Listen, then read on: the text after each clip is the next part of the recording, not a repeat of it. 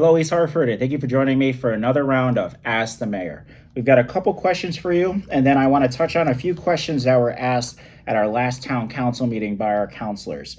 All right, so to get right into it, our first question is from Elizabeth, and it is in regards to the Sunday, September 7th event that had happened at Rensselaer Field. I'm not going to go too much into the rest of the question, but that's pretty much what it's talking about. So I do want to highlight kind of what had happened this Sunday, and that there was a total lapse in coordination and communication between the stadium and the town.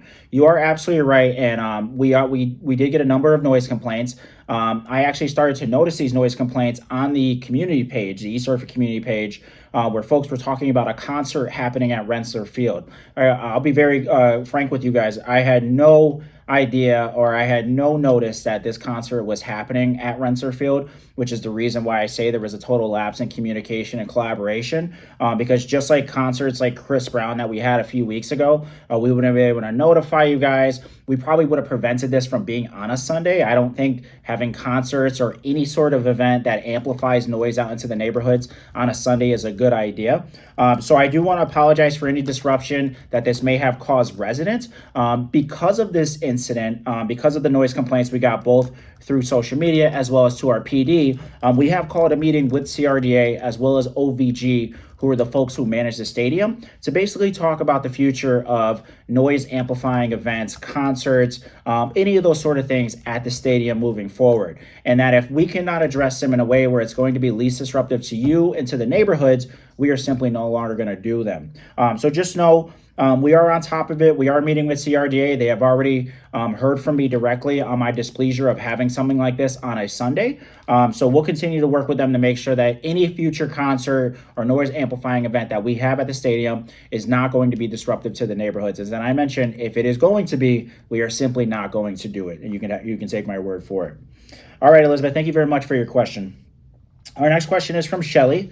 And this is also one of the questions that came up during town council. Can you give us an update on the vacant Wayfair warehouse? And second, what is the status of the Silver Lane development project? So as it relates to Wayfair, I have been very upfront about Wayfair. I'm sure you saw the news article that kind of touched on why the warehouse is still empty. So let me just be very clear that the town of East Hartford has gotten millions of dollars in tax revenue to balance our budget from both warehouses. We've gotten about $3.8 million from the Lowe's warehouse, and we are currently generating about $2.8 million from the Wayfair warehouse. We have been in constant communication with Wayfair, and I do applaud them for that.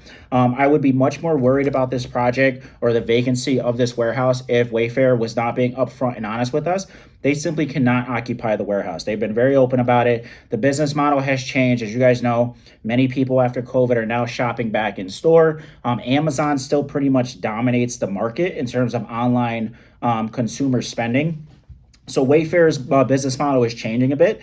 They're unable to occupy the 1.3 million square feet warehouse and have been actively looking for additional tenants to occupy that warehouse. But they have had no luck. And we probably meet with them every 4 months. So almost on a quarterly basis throughout the year since the warehouses have been built, in order to just kind of keep us up to date on what's going on. What's most important about this, and I saw some of the comments and residents coming to our defense on social media, is both warehouses sit on the state's enterprise zone. It is a state tax abatement program that abates 80% of their taxes for 5 years. That means they're only going to pay 20% of their tax obligation for the next 5 years. Because Lowe's warehouse is now occupied, it has entered that enterprise zone, which brought their tax obligation down to $1.7 million. So they went from $3.8 million to $1.7 million in tax revenue. That's a loss in tax revenue that we were expecting because we knew they were going to enter the state's tax abatement program, but one that does not necessarily help our budget. And so as soon as Wayfair occupies their warehouse, they too will enter the state's enterprise zone and will then abate 80% of their taxes, bringing their tax obligation down to $1.3 million. So for us right now, as much as we want the warehouse occupied so that we can get those jobs online, we are still generating millions of dollars in revenue that's benefiting us from a fiscal standpoint. It's helped grow our grant list, and really the onus is on Wayfair to occupy that warehouse as soon as possible because they're the one paying the lease cost every single month for an empty warehouse. So, am I worried about it? No, not as of right now. I am obviously eagerly waiting for those jobs to become available, but the fact that Wayfair has been very upfront and honest and in constant communication with us about the status of the warehouse gives me promise that they will continue to keep us updated. They're going to continue to work hard to get that warehouse occupied. And until anything changes, we're going to continue just to monitor the situation and enjoy the millions of dollars in tax revenue that these two warehouses have generated for us. But Shelly, thank you very much for your question. So our next part of Shelly's question is, what is the status of the Silver Lane apartment development project? So Shelly, thank you very much for the second part of your question. It's actually not just the Silver Lane apartment development project. You may be referring to the Concourse Park project, which will be market rate apartments at the old Showcase Cinema site. So I'll talk about the two different projects. So that project, as you guys know, a couple months ago, we did close on the sale of Showcase Cinema to our developer, Jasco Zellman, who is going to be building 400 plus units of market rate housing. At this time, the bid for infrastructure is out to the market. That includes the roads, the utilities, the sidewalks, all the foundational stuff that's going to support the vertical construction of the apartments. So that is out to bid right now. We were likely not going to see shovels in the ground on any of this work until middle of 2026, just to set some expectations with you guys. But at this point, we have closed on it. It's back on the tax roll, and the infrastructure is out to bid. As it relates to Silver Lane Plaza up front, you guys may also have seen that through this year, we did complete the demolition of all three buildings, as well as the remediation of some contaminated soil where the old laundromat building used to be. We are currently just in negotiation with our developer, the Grossman Realty Group, to figure out how we can best make the math work, whether it's through another tax abatement, whether it's through some public funding through CRDA, the Capital Regional Development Authority, but ultimately just in the middle of negotiating this development agreement before we go to council for approval, and then probably transfer the property to the developer after that, and then at some point have a construction timeline. So I don't anticipate construction on Silver Lane Plaza happening until 2027, just to set some realistic expectation with you guys. It will include commercial, retail, and restaurant pads up front toward the road with some owner-occupied housing in the back, whether it be modular homes, townhomes, you name it, but owner-occupied, not apartments, because we already have apartments going back where the Showcase Cinema site is. So that is the update on the two projects, but continue to stay tuned for more updates as we push them out through our normal communication channels. All right, and I want to finish up with two quick questions that came from our town council at our last meeting. One was in regards to banning nip bottles. You guys may have seen some posts, especially from Bill Doak from the Gazette, about the amount of nip bottles that are being found on the street. It's becoming a statewide problem in that people are simply littering quite a bit with nip bottles. So to answer the councilor's question, as of right now, municipalities, towns, and cities do not have the ability to ban nips. There were a few bills that went before the state legislature all the way back in January that did not pass. So only the state right now has the authority to announce an all-out ban on the sale of nips. That may very well be the solution to curbing this littering problem that we're having with nips. But until then, I think what's most important is that we understand that every single one of us in this community has a role in keeping our community clean. The folks who are throwing nips out onto our streets, onto our yards, are not from out of town. They're not coming through and littering. These are us. These are our own neighbors, our own residents. We all have to do our part. And so until there's an all-out ban that bans the sale of nips and gets them out of our community, they will continue to be here. People will continue to drink them and buy them, but we need to do our part and stop throwing our trash on the ground.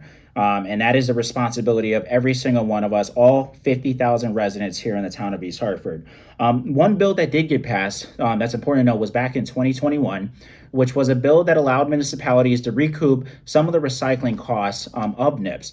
To date, we have generated a little over $200,000 that has been given to our municipality. It's given to us biannually. And we use that for recycling education material that we send out to our properties. We also are going to see if we can buy a new sweeper. So we do currently have a sweeper, and so that's us doing our part, right? Where we can able sweep the curbs, sweep the roads, keep them clean. Everything outside of that is the responsibility of the homeowner. One thing I'd like to note is that we are going to develop a strategy as well. We have Cesar Zapata, who is our recycling coordinator, who has done a fantastic job getting all of our recycling waste, our recycling contamination down to 0%. And I do want to thank all of you residents because you played your part, you played your role in getting that contamination rate down to zero, which ultimately results in less taxes for you. Every time a contaminated load goes to the transfer station or to our dump, it costs us a little bit more in order to dispose of that waste. So everybody did their part on that. We're going to continue to use Cesar, come up with a strategy to address the NIP littering issue. But once again, we all have to do our part. So let's all make sure we're keeping our streets as clean as possible. All right.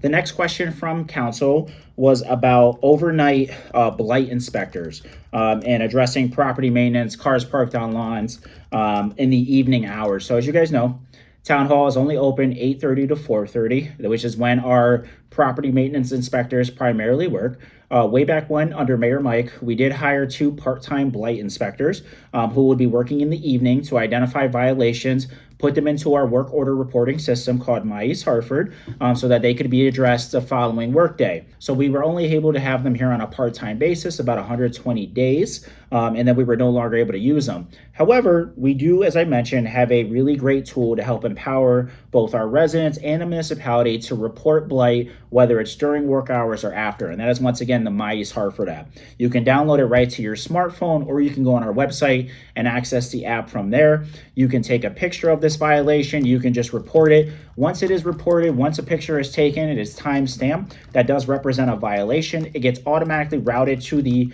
right staff member who will then send out a violation, go inspect, and go and address that violation depending on where it is and what it is. So instead of spending more money on hiring part-time blight inspectors, we spend about 10 grand a year on the My East Hartford app platform that allows us to empower our entire community to keep it clean and to address blight and uncleanliness out in our neighborhoods. So I want to strongly encourage you guys to use that. It's a much more cost-effective way to address blight here in the town of East Hartford. It's a very, very easy tool. But if you guys need any help using it, please reach out to my office. All right, everybody, that is all the questions we have for you today. Thank you so much. Continue to send that stuff in. If you ever have questions, stay tuned for our What's Next Wednesday, which is going to continue to highlight some of the exciting development projects we have going on in town. And until then, stay happy, stay safe, and have a great rest of the week.